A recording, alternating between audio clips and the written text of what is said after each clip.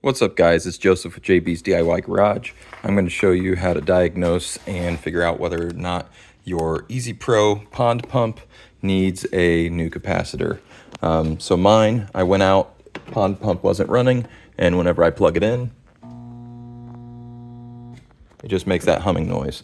So if yours does the same thing, pop these 4 screws out of the top, don't lose them, and disconnect the capacitor and figure out what capacitor you need.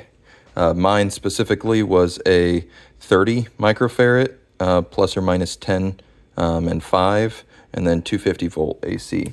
I went to my local hardware store, Don's Hardware. They've got a bunch of capacitors and stuff to fix pretty much anything for appliances, and I went ahead and grabbed a 30 microfarad plus or minus 5. And you can go up whenever you're choosing a capacitor. You got to look at 2 things for these. One, will it fit in here? And this one will in one orientation, so it'll fit in there. It'll be a little tight, but it'll be okay.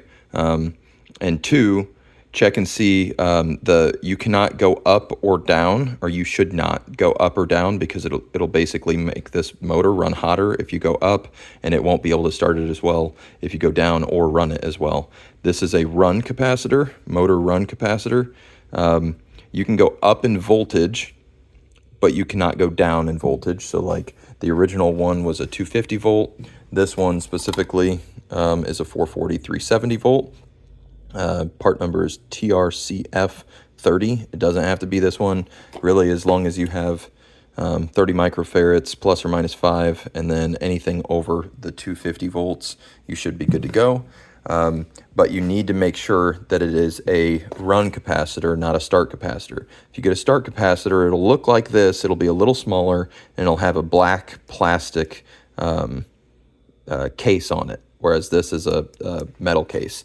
Metal cases are normally run capacitors. Start capacitor, if you put a start capacitor in here, it is not meant to run this motor, whereas this one is meant to continuously provide power to this motor.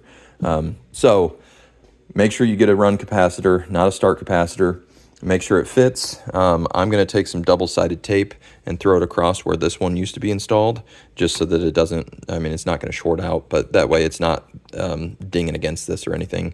And yeah, basically make sure that your gasket surfaces here are clean, and make sure that whatever one you get fits in there. And I mean, that's basically it. You hook it up and then it'll work again. So hope that helped you guys. If you guys got any other questions or anything like that, hit me up. Please like and subscribe, and hope you guys have a good one. See you on the next one.